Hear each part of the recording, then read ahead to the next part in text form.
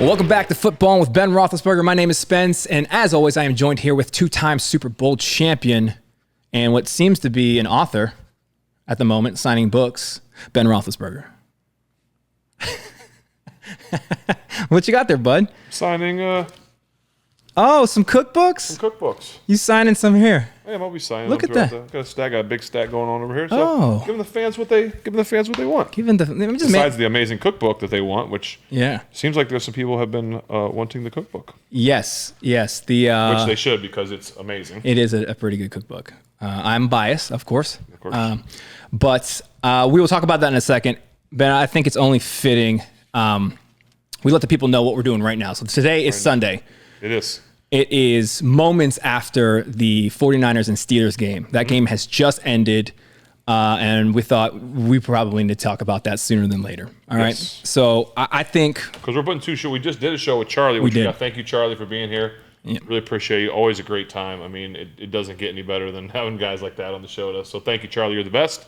So, yeah, we're doubling one back because the fans want to hear about the game. So we're going to talk about it. Yes. Yeah. So based upon how that game went, it did not meet my expectation. Yeah, I'm a little shocked by it. Yeah, I figured, you know what, let's just start the show off early with a beer. I feel like I need it after. Let's do it. Okay, so we're going to go to this one here. I'm sure we are not the only people right now in Pittsburgh doing the same thing. Hey, listen, you got bad days at work sometimes. You know what I mean? Sometimes you got bad days at work. It happens. It is what it is. So this was sent in. This is our first beer here. It is from Muddy Creek Ale.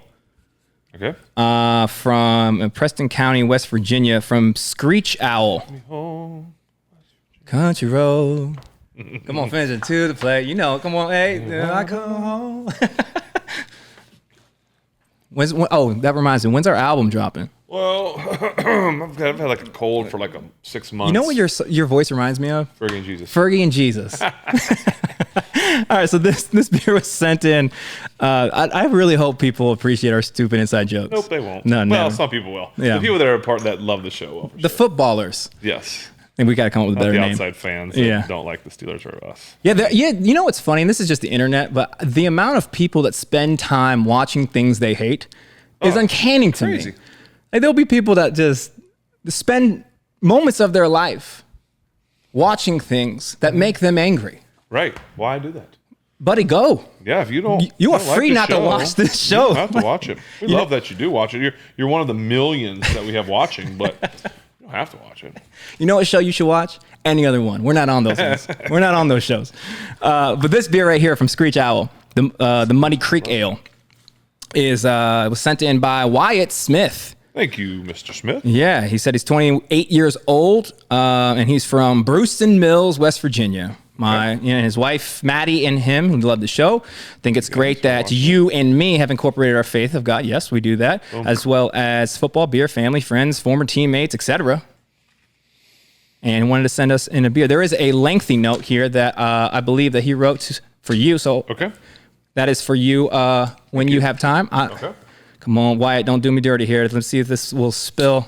Okay, all right. Ashley, that you spilled all over the furniture, by the way. Yeah, she probably was not stoked about that. Yeah, you know. Yeah. She wasn't that mad at you. I do owe you like 1 or 2 chairs. Yeah, put that on my tab of things that I've broken in your house. No problem. I will say this. I never broke one of your screen doors, but I saw someone do. I saw him walk straight through it. Yep, I did too. Yep. All right, so I'm going to pour this up. Okay. I'll put this book down for a second. Yep. So that is for you. Good color. Okay. That's a good color. Nice. Looks like a Muddy Creek Ale if I ever seen one. It smells nice. Yeah. So I don't know if the description's in here at all, but local brewery here in Brewston Mills called Screech Owl Brewing. There's a few other breweries in the area, such as Sandy Brewing. Let's just dive in, man. I don't know. I don't know what we're working with here. What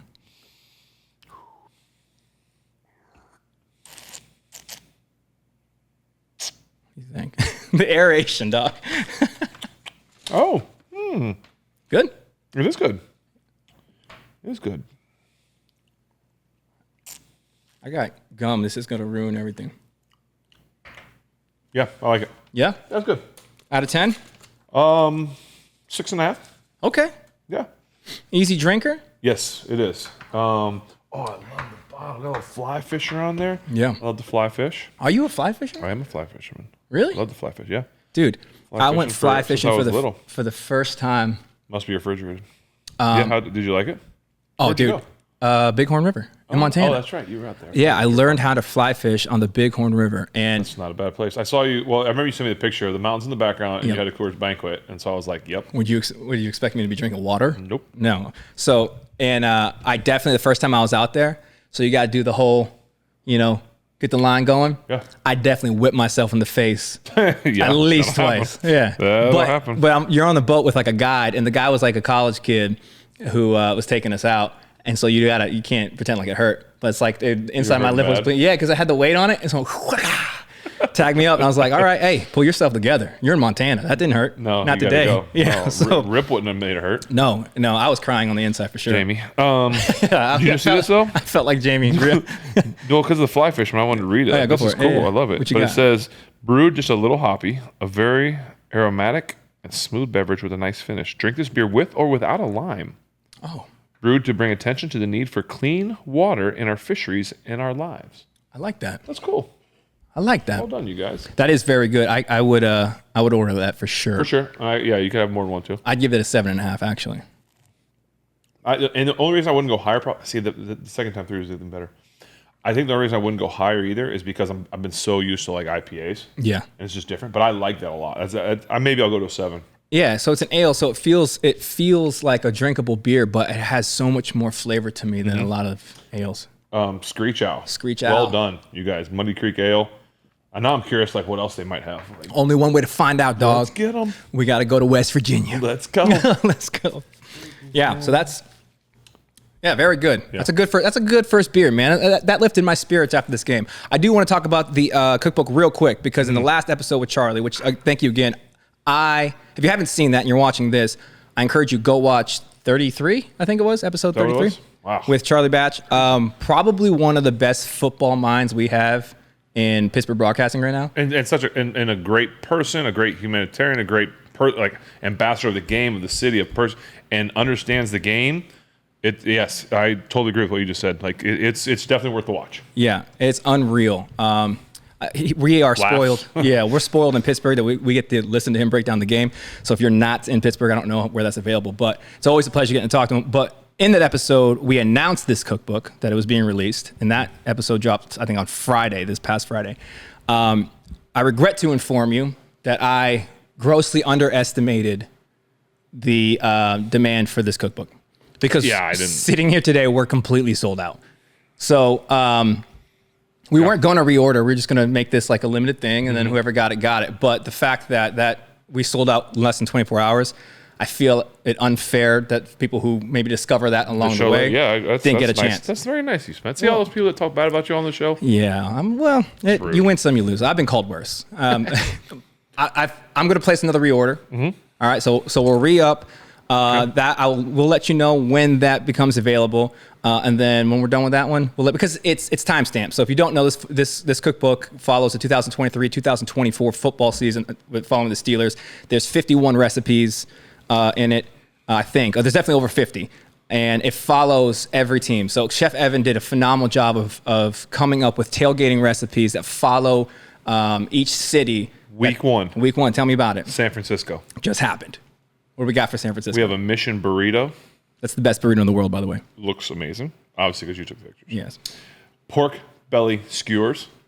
How are those, Ben? Hey, did I have those? Yes, you did. Yes, I did. And number 3, a sourdough club sandwich. All three amazing. What are my kids screaming? That is what it sounded like. That is what it sounded like. So yeah, that was San Fran. So and then we got Pittsburgh. I mean, it's worth it, people. I promise you. It was so well done from Evan and Spence.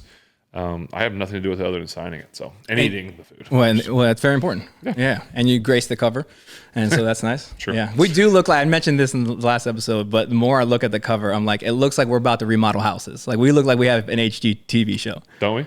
I think it's awesome. Right. And thanks to my wife who took that picture. Yes, your wife did. She actually took the picture. She did. We're like, hey, so you come here. The button. Yes. And then the first time she turned it off or something, she did turn it off. First. Yeah. But then she started like art directing. She's like, you guys need to do something. Like you can't just be sitting there. You need to smile. She started. She did. Look. And she got the best out of us. I mean, look at us. Look at these two kids. It's not bad. And those are real flowers that she wanted to like. Those yes, those are from our garden. Yeah, of course. And those are it's a sunflower and another kind of a sunflower. Yeah, but they're so much trouble. The kind of seed they are, an heirloom seed. Yes, she just said it. Heirloom. Yeah. So those are heirloom seeds. So we had heirloom tomatoes, which we don't eat. My daughter does. Heirloom flowers. So if you don't know what heirloom is, look it up. But basically, you can take that seed from this flower now and replant it, and it creates it again. Is that what heirloom means? Yeah, I believe so. I could be completely wrong, but I think so. Dog, you got Mom, Milo. I think I'm almost positive that's what it's like. You take it and then you can take the seed and then replant it, and you're going to create the heirloom, like an heirloom. Yeah. Like so, it's the really heir. Smart. The next one would be the heir to the. Boom. Dude, we got a cookbook, dog. We know what you're talking about. Hey, listen, we have a cookbook, okay? So, I want to make that known before we get started to talking about this week's game. I'm very excited. The football season is happening now because it always feels like a drought, but when it's not here. But yeah, so we're going to do another reorder of the cookbooks. We'll let you know when that's available. Thank you guys so much. We'll do it as soon as we can, right? Yes. We're going to do it. Get to you guys quick because we know you guys want to get it for the game. Because I think if you're at home or if I guess you're tailgating too, that's perfect. But could you imagine cooking those three things, watching the game, and then recapping it with us, having the beers? I mean, that seems like a perfect Sunday. That's what we do. True. Every week anyway. True. So you'll be doing along with us. And we're going to debate too moving forward. Like I said, the game's over now. We're watching the red zone's on one, and we got Bears, Packers on the other. But so we were debating for this game. Do we do the show during the game? Yeah. Do we do it after? Do we do the second half? And so this time, we in the past we've done it during the Monday night game. So we've let a night go through the following day, and we just felt like if we did it right after the game or even during the game, we're still trying to we're working out the kinks, guys. Working through things, but we might do it during a game next week or whatever. But I think the reason we wanted to do it sooner than the next night was because I think it would be easier to recap, easier to talk about. It's fresher on my mind. Yeah. And talk about other things that happened around the NFL today. We can hit that first, I think, and then get into the Steelers stuff. But I think that's why we wanted to try it. So we'll keep tinkering with it this season as we move forward, and trying to give you guys the best product that we can. Yeah. Very well said. Speaking of stuff around the league, before we get into what's happening with the Steelers-Niners, or what happened with the Steelers-Niners, we're watching the Packers and Bears right now. Mm-hmm. Is it weird? Is it weird not seeing Aaron out there? Yeah, a little bit. It's funny. I think when quarterbacks are around other quarterbacks for a while, Jordan being around Aaron for a while, you see him have a lot of the same mannerisms in the way he throws. Interesting. So that little pick his back foot up when he throws, the little kind of sidearm, the quick little release. I mean, and again, I'm sure Packer fans won't like when I say this, or Aaron fans won't like it I say this, because it seems like everyone gets mad about something. By the way, Justin Fields can get out of anything. Yeah. He can run like a crazy man. Yeah. He's so good. Anyway, I'm not trying to compare how the result of the throw, even though Jordan's doing well, but it's the mannerisms of the throw, and they're very similar in how they do it. So it's funny to see that. I've seen it with other guys around the league when you get a guy that has been around a guy long enough. And he's that first guy's a legend. Yeah, that helps. Yeah. You kind of want to emulate it a little bit. So it definitely is weird. It's weird seeing this. It'll be even more weird tomorrow night, because it is tomorrow night's game, not tonight's game, right? The Jets Bills. Yeah, I think it's tomorrow. Yep. So that'll be interesting to see. We did see Jordan a little bit last year, whether it was kind of some cleanup duty. I don't know if Aaron was hurt, but I feel like he played maybe a little bit last year. But still, it's going to be, I think, more weird to see Aaron tomorrow night in New York, Buffalo, or where it is. But playing tomorrow night, that'll be interesting. Yeah, how much of the kind of adoption of mannerisms, is that a word? Mannerisms? Mannerisms, yeah. Thanks, man. I just learned how to read. How much of that do you think is influenced by a team building an offense around a particular quarterback and then trying to fit into that mold? Do you think that had any impact on the replication of the nuances of it at all? Maybe. I think it could be some of the plays. Some plays are like quick, like little screens or like throws. So you realize that you see the guy like Aaron, like, okay, the way he makes this throw is the most efficient way to get that guy the ball. So I need to do what I can.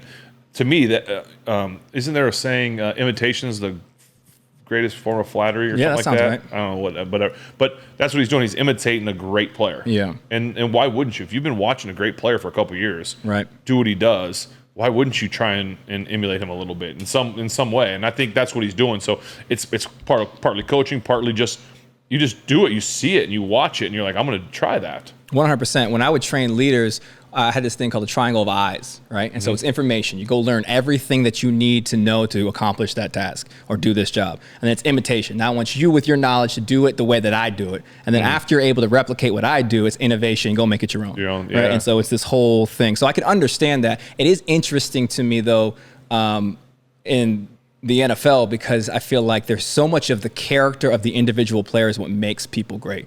Right, you had you think about how people talk about like your toughness, your ability to break down defenses, to see the game in a certain way, or you talk about Tom Brady and the way it's these nuances that make them so great. But again, if you're their backup and you have access to that, why would people would pay so much money to get that sit behind Aaron and learn from him? 100%. Yeah, so that's wild, man. I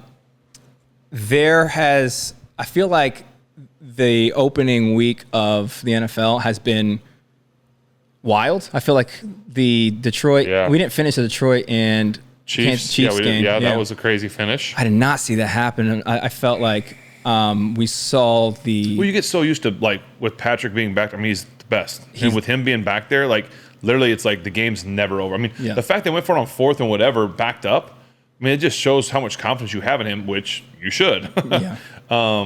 Don't worry, Chiefs fan. I think he's great. Yes, I guess I'm just jealous of all the little flip throws he can make. That's the problem. The sarcasm is giving all of the. Oh, sorry. Yeah, so I'm giving it legs. Yeah. That was a crazy way to start the NFL season.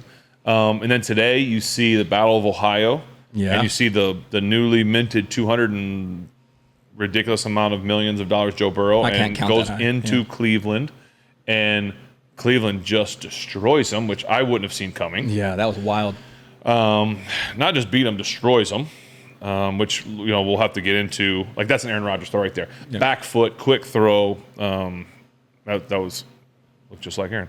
We'll have to get into Cleveland coming here next week, obviously. But to J.K. Dobbins from Baltimore tearing his Achilles. Never like to see that, even though it's a inner rival and AFC North guy.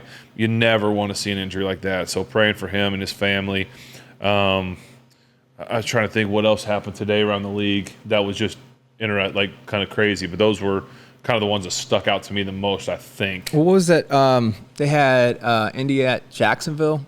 I saw some of it. I didn't get to see a lot of it. This one play, man, it was wild. Like, Trevor Lawrence got hit, the ball goes up, and I think... So everyone kind of like stopped? Like, dude, it stopped. And Jacksonville had it, and dude thought it was just like an incomplete pass, but they didn't, whistle it dead. And so one of the linemen or something picked it up from the Colts and ran it in. Right? Yeah. Yeah, and gave it to a big fella. So it's just crazy, man. But how much of stuff like that, obviously not... Well, maybe injuries. Maybe injuries are influenced by it. But week one, man, like you're coming out of the preseason, and you've said this time and time again. And you always say this to me when we start watching the preseason. It's like, it's just a different speed, man. You can be great in the preseason, and it is good. It's a great opportunity to work some stuff out. But the reality is, man, when the games start mattering, it's different. It's different speed. Well, so how much is that is like jitters? How much is that is like working it out? Yeah, I mean, it's different. We've talked about that. Like, you go to practice, you go to training camp, it's a speed. Then you get to a preseason game, it's a little bit faster. Then you get in the regular season, and it amps up a notch. And then you go to the playoffs, and it goes up. It's a natural progression. So, it's kind of one of those things where you get out there, and it's faster, and teams are different, and you're getting more reps. I think you watch what the Steelers did today. I felt like going into the game, Like I felt like the Steelers were gonna, and I knew the Niners were good. I did. I knew that the biggest question was going to be around their quarterback Brock Purdy, who was the last pick last year, Mr. Irrelevant. But which, a side note, that's the worst title you can give a dude. You know, that guy gets more gifts and more things than anybody else. Sure, man, but he gets the worst friggin' title. Like, I love the fact that Brock Purdy has had the career that he's had just because he's Mr. Irrelevant. Like, he'll always have that. He'll win a Super Bowl. He'll be like, "Oh, Mr. Irrelevant, who won the Super Bowl?" Yeah, oh, for sure. What are we doing? I mean, go on. I digress. Yeah, no, but it's and so the speed just picks up. I didn't think today, like I thought, like I said, the Niners, they have a great defense, a really, really good offense. He was going to be the question. I know Coach Shanahan is a mastermind when it comes to calling plays. Like, that was going to be interesting to see how he called plays and gets guys in situations against a really, really good Steelers defense. What was that going to look like? What was going to happen today in terms of Kenny Pickett and the offense, who had looked amazing all through preseason?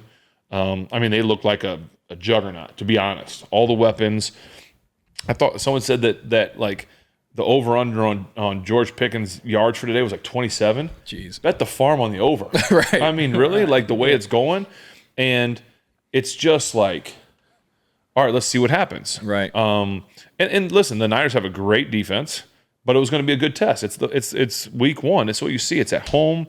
Let's see what happens. And it looked to me like the Steelers were playing in the preseason still, and the Niners were amped up like for a postseason already. Like, just the way the speed looked, the way plays were. I thought Kenny was off today, which we hadn't seen all preseason. Yeah. Now you can go and say, and I've talked about on this show, did he get enough reps in the preseason? There's going to be a lot of what ifs. There's a lot of Monday morning armchair quarterbacks. I'll be one right now that'll sit there and look at it and ask the what ifs. Sure. You can't go back to it, but that's a legit question. Did he have enough reps? Did this? Did that? Did that? But he was off today, and he hadn't been off at all so far. He was behind on a lot of throws. He missed a lot of throws that he shouldn't miss. Usually doesn't. Usually doesn't. Yeah, I mean, he has been on point, and today he wasn't for whatever reason. Was it nerves? Was it jitters? Was it just how good the Niners were? Right. The touchdown to Pat, the little stick route, that was as good as a throw as you're going to see by anybody in the NFL. I mean, it was in the tightest of coverage, right where it had to be. That's what we've been seeing from him. And today he was just off. Yeah. And I'm not saying that if he would have been on point, like every pass was completed, that the outcome would have been different, because you don't know. But could there have been some first downs? Could there have been longer drives? Because what the issue was in the first half, the defense was on the field the whole time. We went 3 and out. I mean, we couldn't stay on the field, and our defense had to be getting exhausted. I mean, when you're out there, you're getting beat up, and you're just getting pummeled, and they're scoring, and they're just doing all these things, and that's really hard to put your defense in that situation. I've been there. I've been in situations where it's like, man, we can't stay on the field. I'm sorry, I'm sorry, guys. Like, I'm sorry. I'm not trying to. Can I get you a Gatorade? Yeah. And but that was the issue in the first half. And all you're doing is you're giving a guy like Kyle Shanahan and that offense more opportunities to draw things up and do unique things. And they had guys making plays out there. The things that the Niners did, I know I don't break it up offense, defense, but it was we could talk about the defense as we get there, but it just felt to me like in an overall breakdown that the offense wasn't on point today, and the defense wasn't, probably because they got worn out because they're on the field so much. And you come out in the second half, and it's like, okay, 3 and out, let's get a chance. But no, second play or third play, McCaffrey, who is an absolute animal, takes it however far he goes for a touchdown. And that's just like, that had to demoralize that team. That team had to be so excited going into halftime, scoring a touchdown, be like, okay, we weathered it. We didn't play great. Let's go. And then you come out the second or third play, and that happens. It just had to be like that balloon just went. Yeah, didn't have much in the tank. I would have loved to have been. I wasn't there, but I would have loved to have been there to feel the energy of the stadium. Did it get deflated too? Was it already deflated? Did it pick up at the end? I heard some boo birds on the TV, So, I don't know. I don't know what to make of it so far. I look at it like this. There's two kind of options with it. Either the Steelers just didn't play well, or did they not play this? Did we think they were better than they are, or are they good and the Niners are just that good? Yeah, I think the latter. I think the Steelers are still a really good football team. I just think the Niners are that good. Yeah, I really do. I think they're a Super Bowl contender. To me, after watching just today, Week 1, I know the Eagles are playing right now. I haven't seen what's going on there. 16-7 on New England. Right now, the Niners are just what I saw. I mean, it's hard to not put them at the top of the leaderboard in the NFC. Yeah, they look lethal. And you got to think about it too, man. Like, the only thing that's potentially keeping them out of the Super Bowl and also potentially allowing them to win the Super Bowl is not having a quarterback. Torn UCL. Right? Yep. You have a healthy quarterback with that team last year. Are the Eagles even making it in? You know what I mean? And then what's happening with, because then you're playing still the Chiefs. I mean, Chiefs ain't nothing to play with. No, ever. Yeah, I'm not saying they beat. Yeah, the Chiefs are still. But Patrick Mahomes was hurt. You know what I mean? And so he still put on a phenomenal performance and earned that ring, Yeah, for sure. But again, if that Niner team, bro, if you got a healthy quarterback, like what are we doing here? What's it look I know like? it's a what if thing, and it's I think it is fun to kind of, you can't ever really ask it. It's fun to kind of run the thought up the flagpole. And I know you can't answer this next question for another man. I would also say this real quick too. Yeah. I don't think it's panic time yet for the Steelers. No. And I'm not saying they will, but there will be people talking like it's panic time. Sure. But it's not that time yet. No, and I think the beautiful thing about the NFL is, yes, every game matters. However, you've seen it time and time again, year after year, man. You can get good when it counts, right? You can do that Week 1. Yeah. You can't do that Week 8. Yeah. You know what I mean? I agree. Now it's going to be, typically you say you got the Browns coming. And, yeah. If your boys at quarterback and Browns are coming, you know what happens. But get them. What they did today, I didn't get to watch a lot of the game. I saw the highlights and was had it kind of on a little bit, but. Was it? So I caught none of that game. Was it an absolute one-sided? No, I mean, well, again, I didn't get to watch it all. I kind of was clicking back and forth, but it kind of turned into it. Yeah, it turned into it. Like it was. Are you saying? I mean, the Bengals went for it on 4th and 4, I think, backed up in their own red, like on the 20, and they got sacked. Well, that opens the game up a little bit too. Joe Burrow buys you some confidence to do some crazy stuff. For sure. Yeah, he's an animal. So are you saying Week 2 they're coming in here?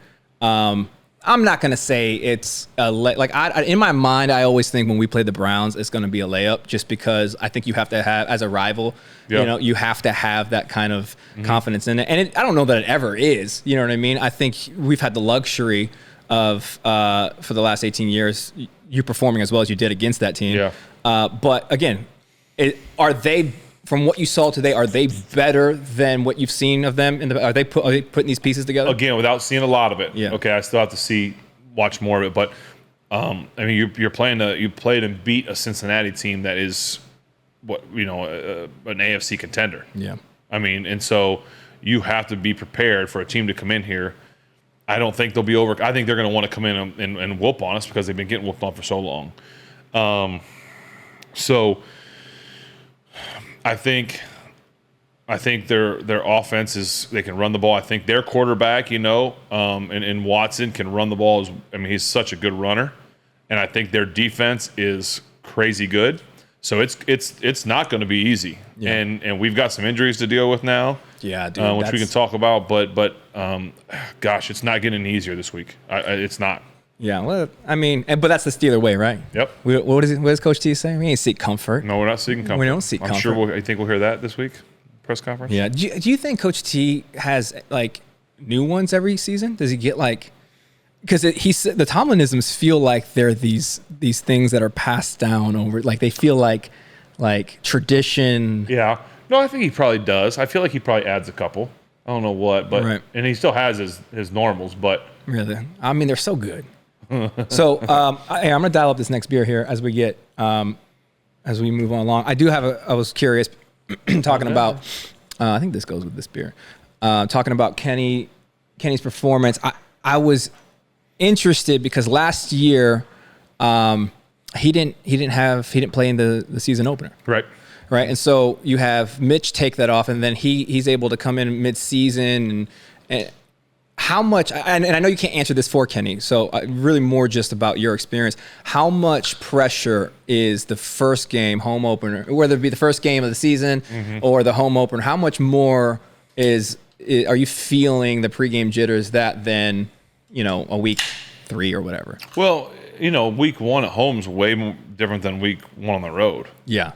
And so I think that, if you look at if you break the Steelers season last year into 2 parts with Kenny, the first games where he wasn't really good and the team wasn't good, and then the second part of the season, or the last part of the last 6-8 games, whatever it was, where he was really good. Yeah. And look at this guy. I know, dude. I think the hope and the expectation was, because he was good the second part of his run last year, and then he parlays that into the preseason, which was spectacular. So I think everybody was probably like, everybody was super excited, from fans to media to coaches to players. Dog, I was excited. We talked about it. And I think, he probably gets excited to go, and probably a little bit of jitters and nerves, because now you got to kind of live up to a little bit of it too. Yeah. And listen, I'm not saying that he's the reason they lost. No. Far from that. But I'm sure that there's some stuff in there inside you when it's getting going. Like I gotta perform. Yeah. Like there's expectations. Well, I mean, you felt that. Yeah. Like, so when the team performs, I don't even say poorly. When we're not able to pull out the win, you as the leader of the offense for sure, but I think the quarterback is also a leader of the team. You're going to own that loss, regardless of. And I'm sure he did in the meet. I haven't seen anything, but I'm sure he did too. Yeah. So I think what one area of confidence is, like, he seems to be a dude, even as, what is he, 25? 20? He's older than younger, yeah. Yeah, like 20. Older than rookie age normal. Okay, but say even 25, 20, yeah, whatever. Yeah, so we're still young dude in the span of life. Even as a young dude, he seems to have a phenomenal ability to be able to bounce back and get his mentals under control. So I'm really excited to see what next week holds, because hopefully there is that kind of like, all right, got that on my system. It's go time. Mm-hmm. For everybody. Yeah, and sometimes you get those games where the best thing to do is to not even just let rear view mirror right now. What'd your boy say? Right now. Hey, it's like eating a bad meal. Oh, bad meal. You don't go back to the restaurant. You don't want to go back there again. Yeah. You gotta just move on. And so sometimes that's the right thing to do. Sometimes you gotta sit there and eat it and look at it and analyze. Like, we gotta look at this thing. So, but he as a player is probably thinking like, okay, I'm gonna look at this, see where I messed up, this, that, and the other. But listen, he's gonna know, like, okay, this ball was behind, this ball was low, this ball was late, whatever. Like, you're gonna know that when he goes home tonight. He doesn't need to watch it to know that. Sure, I missed this throw, or I didn't do this, or I could have maybe made this read. When you watch the film, you sit there and look at, oh gosh, this guy was open on this route. That's when you start analyzing this stuff. But he knows what he did right tonight when he goes home. Sure. And so it'll be interesting to just see it, but I feel confident he's going to bounce back and be ready to go. Me too, man. And we got some wild talent, and I do want to. Speaking of the talent, like you mentioned, we got some injuries that we need to address. We'll talk about that in a second. Let's get this beer out of the way, because this was sent in from Taylor, I believe. Can't read the handwriting. I'm a lifelong Steelers fan living in Bengals territory. Oh, ooh, sorry about that. However, there are a lot of great breweries. Please enjoy. Two Angle Crush, my personal fave, or Zango Crush. I mean, we might have done that one. I don't know. I don't know if this goes with this or this goes with that. I might be messing up the notes here. Because this one is from Bengals territory. Oh, okay. So that might be the next one. Sorry, Taylor. Hold on for a second. Coming back to you. Yeah, this one is Urban Artifact. Well, this might be the Midwest, whatever. It is raspberry and blackberry Midwest fruit tart, 8%, dog. Oh, 3.2 pH. I don't know we ever had one with the pH. Real fruit sour beer. Designed by our taproom staff as an intricate experiment to combine the explosive power of sour beer and the dangerous flavors of fresh fruit. Instead of cow power, it's sour power. Sour power. I like cow power. Sorry, Coach Carr. You're out. Sour power now.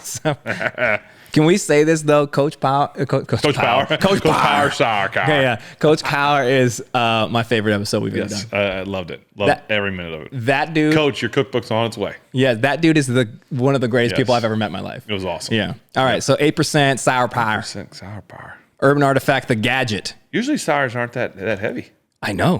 Dude, you see the language they're using, bro? Dangerous flavors, explosive power. Sour power. Those are adjectives, right? No, I don't know. Benjamin. He's doing that stuff now. Ashley will be like, there'll be a sentence and she'll be like, Benjamin, which one's the adverb? And I'll be like, I don't even know either. Yeah. Hey, let's flip a coin. Hey, Benj. I don't know either, but he'll look at me like, Dad, which one is it? I'm like, hey, you go, Jamie, get real good at throwing a football. Yeah, I don't know. Just look at me. By the way, I see we're both wearing Micah Tyler stuff. Micah hat, Micah shirt. Oh, that's right. That was Micah, thank you for this hat, bud. Micah. Okay. He's going on tour, isn't he? Let's plug his tour. Is he? I'm sure. That's what he's going on tour with Matthew West. Oh, okay. Go check him out. Yeah, check him out. I don't know. Mercy Me's coming to Pittsburgh in a month. We're going. Yeah. With Crowder. Yep. Check that out too. A bunch of us are going. We don't work for them. No, not at all. But it's our friends. Yeah. The boys at Mercy and Brick. You know, Brick was going to be in town. Brick House. We should do an episode with. You know who I just got a text who's going to go with us is our Irish black and tan friend Justin. Oh yeah. Yeah. We won't ask him to make any black and tan. No, he's got to. He should do it on the show because the people I don't want to say bashed him, but whatever's right under bashing. Definitely not bashed him. We've definitely not. No, bashed his ability to make a black. I'm telling you, I stuck up for him. I've had one of the black and tans. It was great. It's delicious. It's phenomenal. Nope, disagree. Never had it. I just think that maybe he should try with a plastic spoon. The spork? I don't know. Maybe we need a spork, dog. He blamed the glass, the fork, the drinks. I mean, at some point you got to start pointing the thumb and not the finger, Justin. Justin, point the thumb. Point the thumb, not the finger. Thumb, not finger. Anyway, come on, let's drink this. This segment was brought to you by Justin. I told us he was so happy. I saw him the other day. I said, hey, we didn't talk about you this last episode. He's like, thank goodness. You guess who's back? Yeah, we made up. Wow, that's sour, dog. I don't like that. The flavor's fine. I don't like the experience. That's super sour. Super sour power. Where's it from? Super sour power. Dude, it's lingering.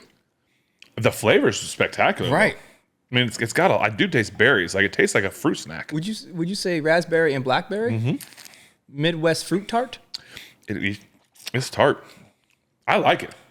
There's no way that's 8%. It tastes like a soury 1%. If you like sours, you're waking up with a headache because it tastes like juice. I like this. Yeah. It's very interesting. No. Here's the problem. It tastes really good. The experience, dude, that's way too sour for me, man. I'm just a little guy. I can't handle it. But anyway, I'll give it a 5. Sour power gets a 5. Power. The Gadget from I don't know. I don't know where Urban Artifacts. Midwest, so it's a little still sour. It's a little less as you go. Like most sours is the beginning. So these both might be from Taylor because this is Cincinnati. Thanks, Taylor. Yeah. This show's all about Taylor. Yeah. This is brought to you by Taylor. Thanks, Taylor. From Cincinnati. Taylor sponsored the show. Thanks, Taylor. That's unique. So that's unique. I like that though. I'd give that a 7. I'd like to try something else from Urban Artifact because I feel like if they're making some weird stuff like this, their normal stuff's probably pretty good. Yeah. You know, they're like, dude, these IPAs. What don't you like about that? It's too sour. The experience. The experience of it, man. My face turns into this when I drink it. Like I don't. Isn't that all sour powers? No, man. You get some. I mean, the sour power ones, yeah, for sure, but not like sour power. It's not just sour. Yeah, listen, man. I can't handle it. Getting soft. Yeah, I'm not. I used to be so hardcore, bro. You know what I mean? I'm just lame now, bro. I like it. So Taylor, thank you so much. I like it. For this. And Taylor, if you didn't send that in, you're getting all the credit. After this. Yeah, we do. I'm bringing 8%ers. Yeah. Let's talk injuries, man, because that was one thing that kind of usually it's add insult to injury, but it's more injury to insult. Today is not only you always hate to see people get hurt, but man, I'm talking Deontay, I'm talking Cam Hayward was out with their groin. Deontay had a hamstring. Liel had an elbow. Mm-hmm. Like week 1, dude. What is? Yeah, that's tough. What are we looking at there? Well, I start with Cam, and that it's tough because a leader, a guy that's been around for a long time. I think, and I don't know for a fact, but I feel like Cam's been relatively healthy in his career. Like he's been a mainstay in there. But today when I don't know what point he actually got hurt in the game. I don't know if it would have affected, did it affect the game that he was in there? At some point, yes, because he's Big Cam's a good player. But it's just, and how bad is it? Right. And he tried to go back out I saw him go out for a play and literally like took him 2 minutes to walk off the field. Yeah. Like it's just that doesn't look good. That doesn't feel like it's something, and that's a big. That's a big run stopper. It's a guy that's disruptive in the pass game. Big Cam's a good player. So, we'll see the severity of it. But that'll definitely hurt them. Guys are going to have to definitely step up. Deontay, I don't know how bad that one is. Didn't look good at all. No, dude, I saw the limp off. I saw it when he caught it and turned upfield. He went to make that cut. I saw his leg just go dead. Like as in he just went to the ground, and I knew instantly like he was hurting pretty bad. Jeez. And to me, a guy like that specializes in speed, quickness, agility, you need that. And so to me, not knowing how bad it is, this is just me speculating. I'm guessing it's a couple weeks. I mean that'd be my guess. I hope it's not because they need him out there.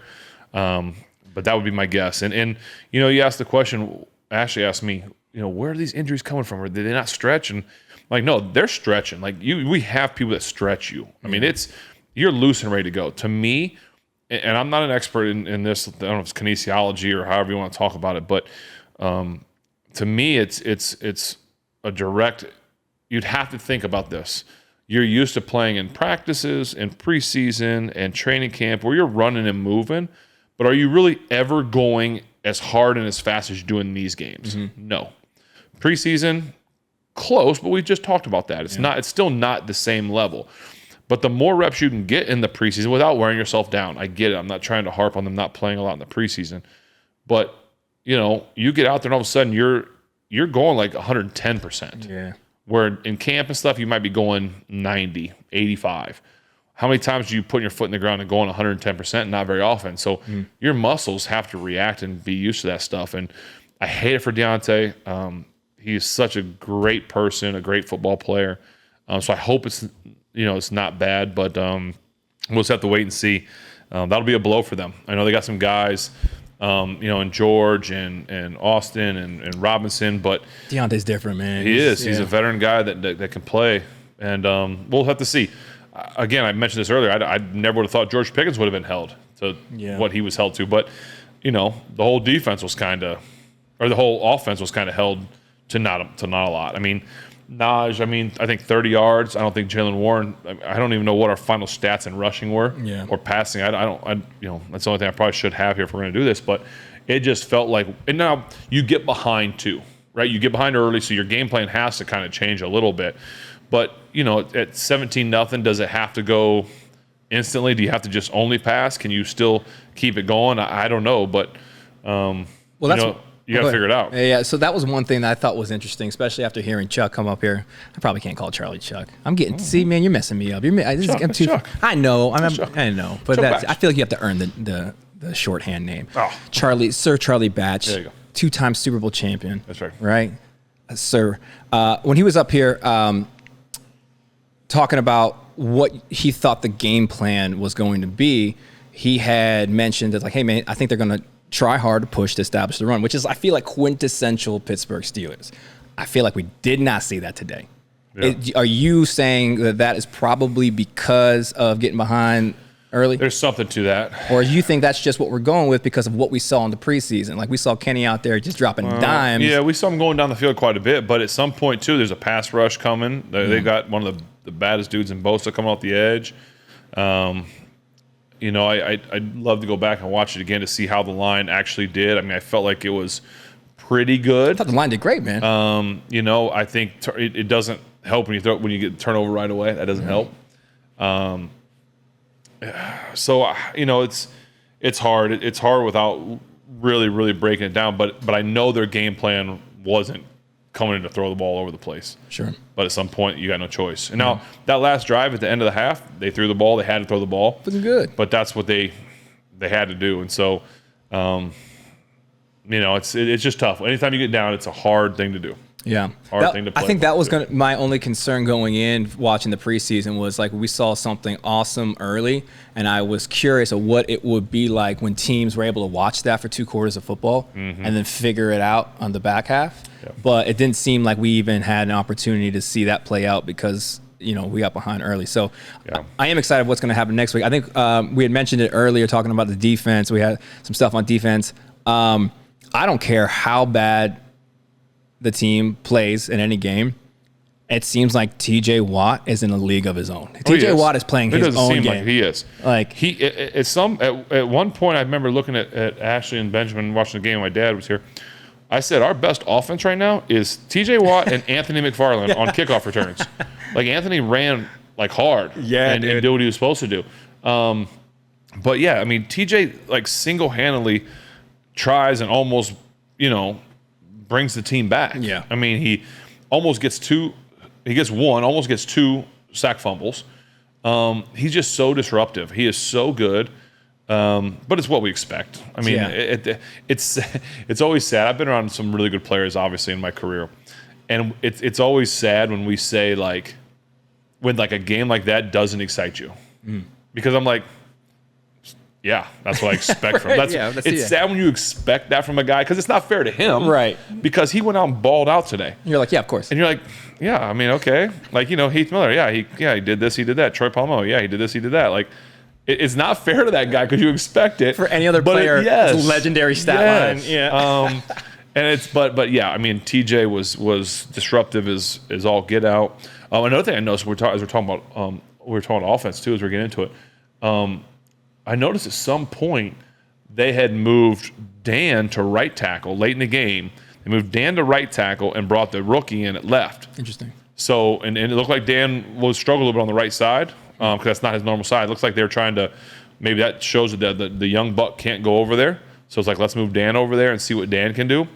But I thought that was interesting that they did that late in the game, trying to get some guys some reps. I did not notice that, but I also left to come over here halfway through. So, how long did they keep him there? I want to say it was like the last series or two, kind of just trying some stuff. Yeah. But I thought that was interesting and unique. So that brings up an interesting question, man.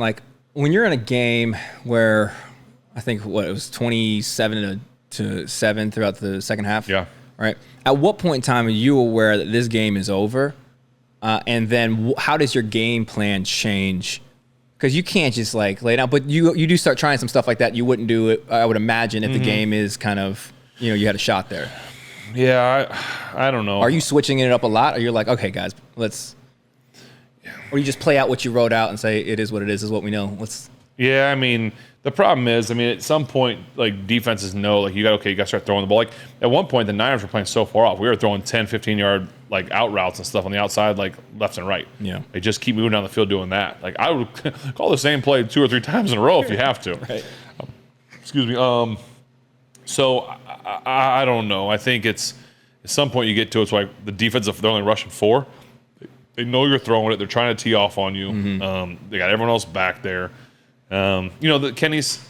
It's just hard on him. The second pick, it was kind of one of those things where he made the right read, I believe, from looking at the end zone view of it.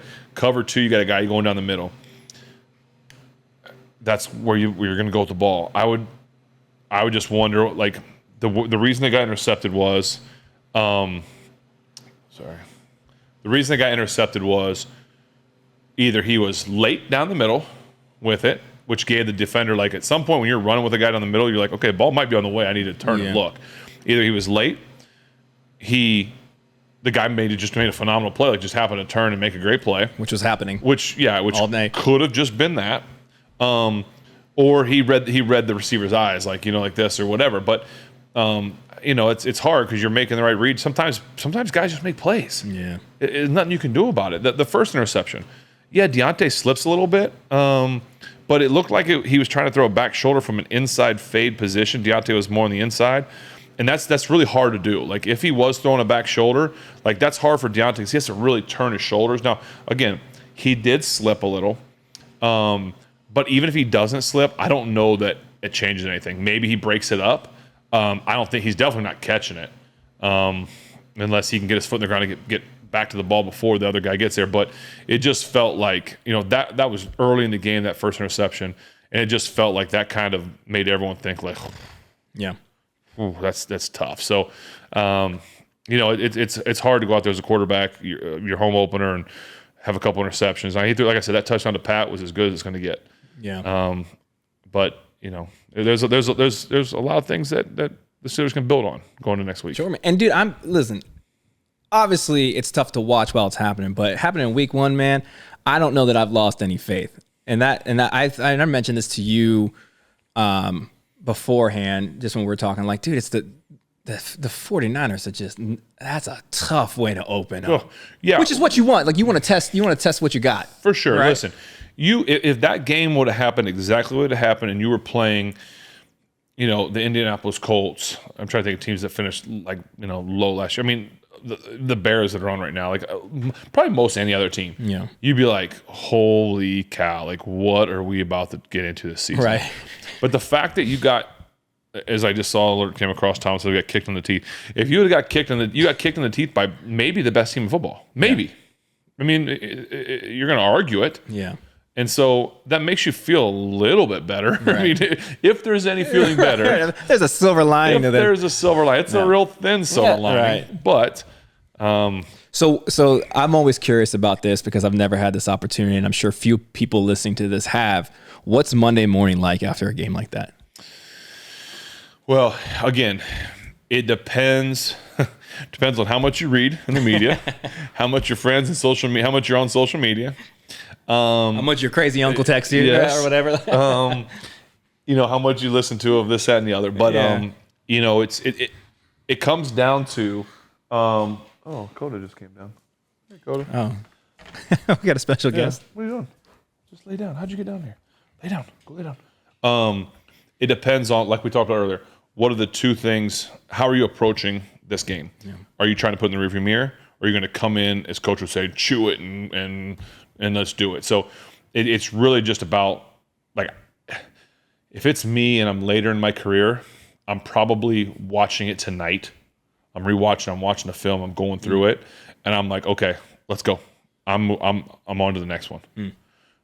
But I'm still breaking it down. I'm doing it at home. I'm doing it myself, and I'm sitting there looking at everything like, oh man, okay.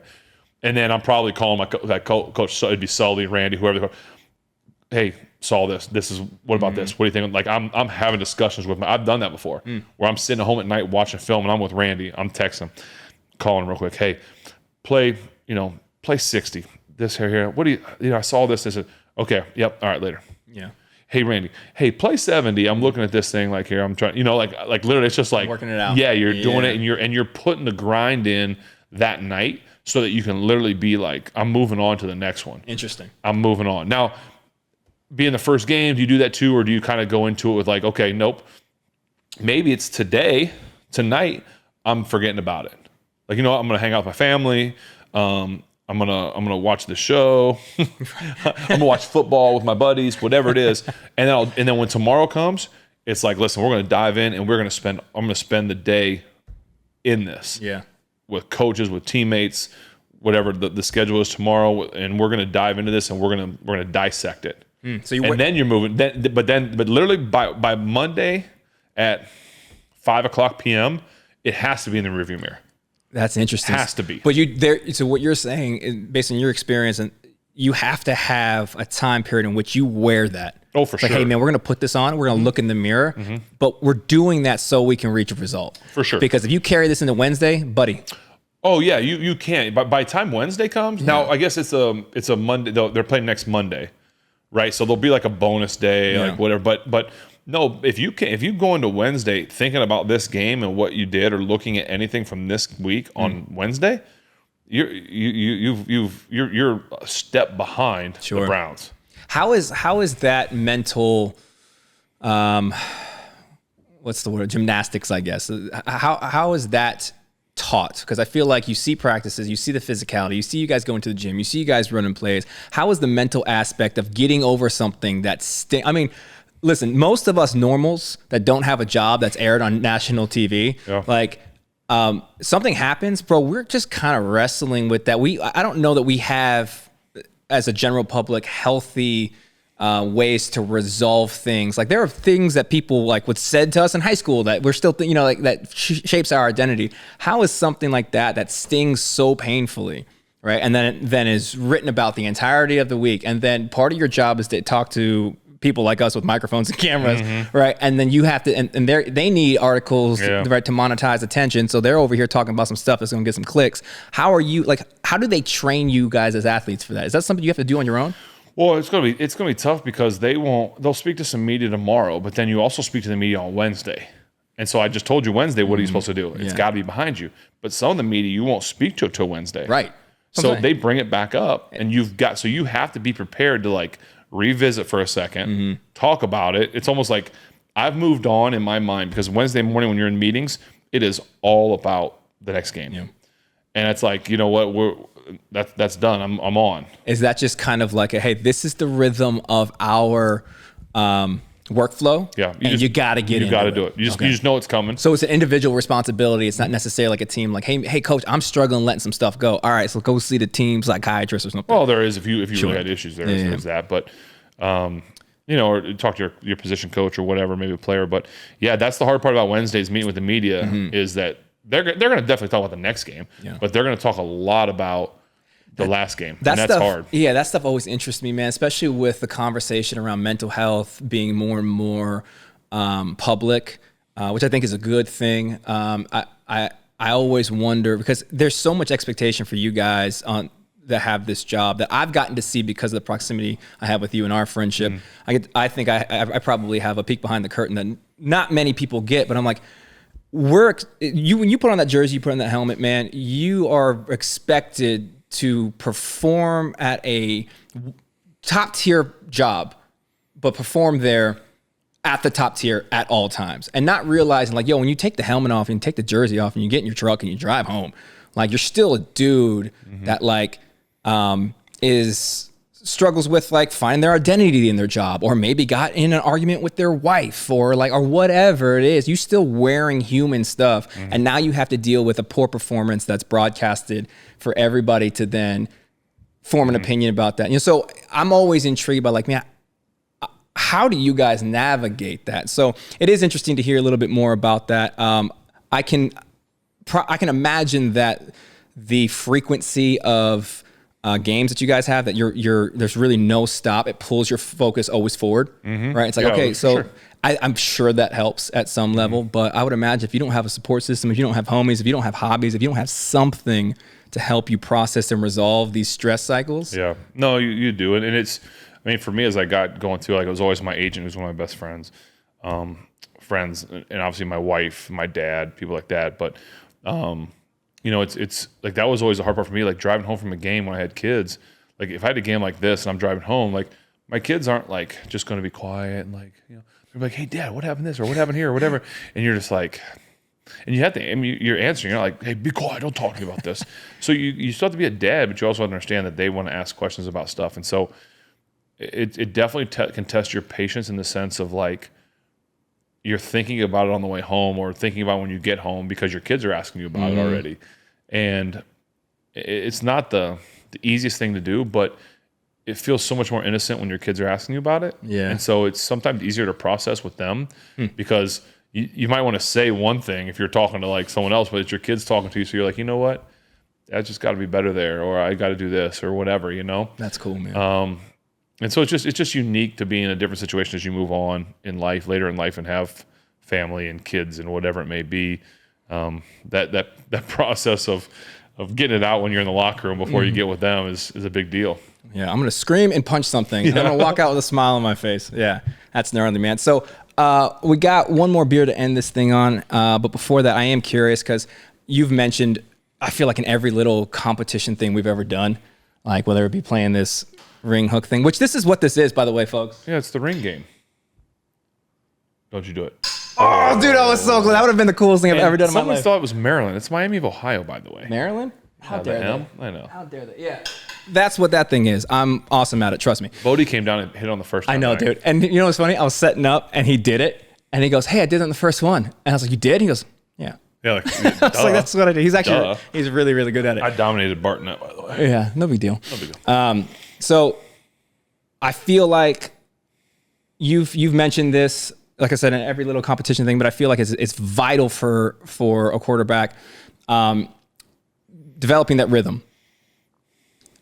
When you're having a performance like we saw today, right, and you just feel like, man, maybe I'm not getting it, maybe I'm not getting it, and I won't even use that performance because I don't know what's going on in Kenny's mind, because I felt like we saw glimmers of what we had seen in the preseasons. But if you're in a position where you're like, man, I'm not getting to where I need to go. I don't have that rhythm. I'm not enough time on the field. Our defense, I'm not out there long enough to get a rhythm. Yeah.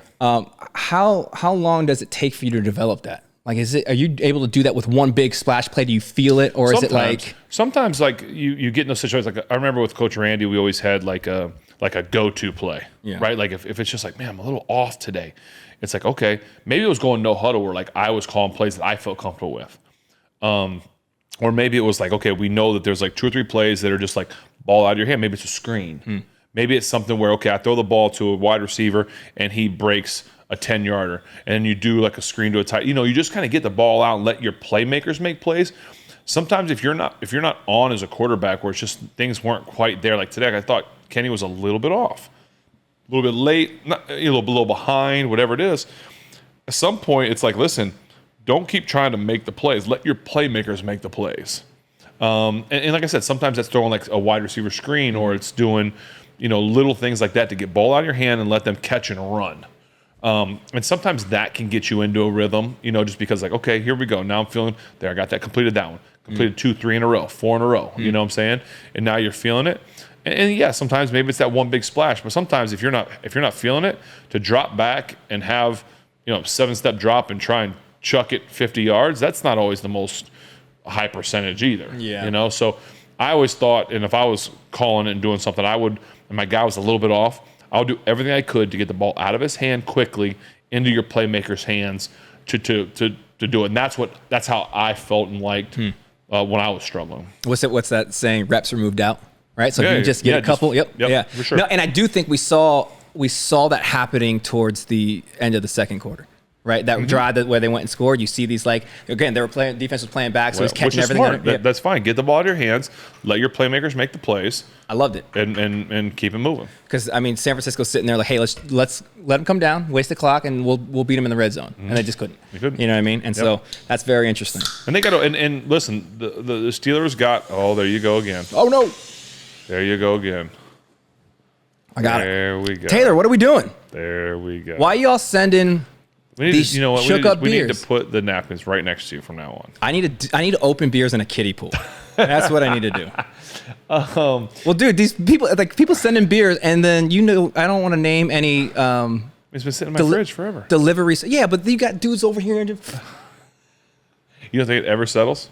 When's the last time you got an Amazon box that wasn't dented and thrown up, like tape cut up? Never. But that's what I'm saying. But I'm saying, so that's my question. If you have a beer, if I shake a beer, or pop, soda, whatever, and I put it in that fridge, after a while, doesn't it settle down or never settles? How could it settle? It's all like you got to release the. I don't know. Doesn't the carbonation just eat itself up? I'm too dumb to answer that. Okay, I don't know. Yeah. I always assumed that if it sat long enough, it was good. I mean, it sounds great. I don't know. I'm actually more impressed that I've not, in the amount of times I've ruined your seat. Don't ruin my stuff. Don't ruin your stuff. Yeah, I've never ruined any of this. That's actually pretty cool. Good for me. I felt like you were saying something. I'm sorry. No, I don't know. I was thinking that last drive was also aided by some big penalties, which helped. Yes. Naj got hit out of bounds. Yeah, which would have been that wasn't even. But that's what it takes sometimes. Sometimes you need that to get yourself going. Yeah. Are there any teams that haven't played yet that you're looking forward to? The Monday night. I don't even know who the night game is tonight. You know who the night game is? No. I'm looking forward to that Monday night game tomorrow night. Yeah, me too. I mean, I think everybody is, right? Yeah, I mean that's what. I mean, so the odds of Aaron coming out and just absolutely balling out. Cowboys Giants. Obviously, that's a big rivalry, big game. So it'll be going. Oh, Bart's gonna watch that. Yeah, Probably. Bart, he's a huge Giants fan. Yeah, Bart loves the Giants. A huge Giants fan. Hey Bart, good luck tonight. Yeah. Against the Cowboys. Yeah. This is from Madtree, also from Cincinnati, Ohio. It's tropical Psychopath. It's got big words. Yeah, I know, man. I smell the tropical. Yeah, it's IPA, passion fruit, orange, and guava. 6.9. Yeah. Madtree's actually legit, man. So Madtree and Ryan guys are two breweries in Cincinnati that are really, really cool. That's really good. Yeah. They don't tend to make bad things. That's good. Yeah. Oh, you probably love this. I do. I like that a lot. Is it weird that like we've done this for so long now? Like, I mean, we filmed it for about a year, but we've done this for so long to where like I could taste the beer and be like, you would like this. Yes. Like I know you like the winter wheats. Get out of here, dude. What are you talking?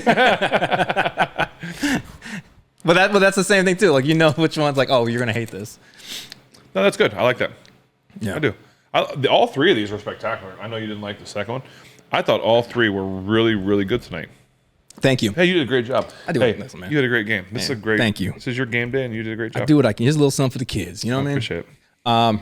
Yeah. So, is there anything else you want to touch on with the Steelers, whether it be the game that just played, whether it be moving forward into week 2? Any predictions before we land this plane? Let these beautiful people. So this was going to drop tomorrow, Monday. Okay. So if you watch it as soon as it drops, you'll be viewing this. I would presumably into watching the Monday Night Football game. Yeah. No. I mean, I can't think of anything else for the game. Unfortunately, it wasn't a whole lot to talk about. Like I said, I thought Anthony McFarland was good. Was good on the returns. TJ obviously doing his thing. I'll say this too. I will say this. The 2 touchdowns that they had. The first one in the back of the end looked like wide open. Like people were probably like, "What was Patrick Peterson doing?" Patrick slipped. I mean, that's all it was. I mean, he's going to be there. He slips. And the second one was unbelievable coverage. Unbelievable coverage. It was a great throw and a great catch. He's all over him. And so that is not on Patrick Peterson at all. He played phenomenal. Played a great game. Yeah. And I think he's going to continue to help those guys grow. I would like to see I think we had 2 or at least 1 personal fouls at the end of the game. I thought George had one that's unnecessary. We'll see what happens with the injuries with Cam and Deontay and anyone else that comes out of this thing. But I expect a bounce back. It's not going to be easy, but I expect a bounce back for the Steelers this week. Yeah. You, me, and the entire city of Pittsburgh. And I think it's going to happen. I really do. I'm excited for it. It'll be a good game. It's a Monday night game, right? Yeah, so we'll probably be doing this during it, maybe. You want to? Dude, I'm speaking at Chapel. Oh, is that the you are? I'm speaking Saturday night. Sunday night. Sunday night. I'm speaking at Chapel. Oh, maybe I'll go. Am I invited? Yeah, PK hit me up to try to get. I think PK. I know you did it. I remember you saying I didn't realize this week. Yeah. Maybe you'll be the difference maker. Highly doubt that. I don't know. You know, but we'll we should do this Monday night or something. You want it? Yeah, during the game, whatever. Hey, you got my number, right? Oh, I think so. Got my email? I'll look on the yellow page or white pages. Does this still do that? Seems like a wild waste of resources. Anyway, we appreciate you guys for tuning in. Thank you guys again for getting that cookbook. We worked really, really hard on that. Yeah, can't slide the whole stack off. Ben signed a whole 4 boxes of them. Signed so far. I'll keep signing them. Yeah, and so we're going to. I don't even know how many we're going to sign. I'm just going to sign until whenever. Yeah, so we're going to, like I said, we sold out. Those are some of the ones that were purchased. They're going to be shipped out tomorrow, and a handful of you guys are going to open it up and have a Ben signature, man. So that's something that we wanted to do for you guys for just riding along with us. Appreciate your love and support. Yeah, we worked really hard on that. We hope you guys enjoy it. We hope you guys can get some friends or family together, make some of these recipes, and if you make them and you want to just take a picture of them, post them online, tag us at footballing with Ben on Instagram. Let us know what you liked. I want to encourage that. Please. Yeah, man. If you guys do it, if you make something, send us a picture of it. Tell us about it. Put in the comments or whatever you guys, whatever you social media, however you do it. Whatever y'all do it on the interweb. Yeah. Go ahead. Let us know about it because that's I think it'd be super cool. Or if you try it and you have you're like, oh, actually, man, add this or what that was part of. We won't tell Evan though. Yeah, but that was part of what he wanted. He's like, hey, man, let him. Yeah, it's like. because there'll inevitably be people who buy that and cook it and be like actual chefs, like way better chefs than, not Evan, but us, you know what I mean? Yeah. Like, so, if you have a cool take on it or spin, let us know that too, man. That'd be super rad. And at some point in time, we'll get Evan down here to, share his piece on it real quick. Also, that'd be cool. Yeah, I'll say, can I see one of those? Yeah. I'll say this because I had some people like, oh man, he should have been on the cover. Like, yes, totally. I agree with that. He is right there. Okay, so this was actually the only picture that we could see Ben's beautiful face because he was. So I felt like that was there. So so thank you guys for that. Like I said, we will let you know when that comes back in stock, and we'll get you guys some of that so you can have it definitely before the holiday season, and so you guys can cook throughout the rest of the football season. Other than that, we appreciate you. We thank you for your time, and we look forward to talking about a win next week. You'll see us in a day. Well, you'll see us soon. You know it's not really soon. Yes. We'll see you guys in a week. All right. Peace.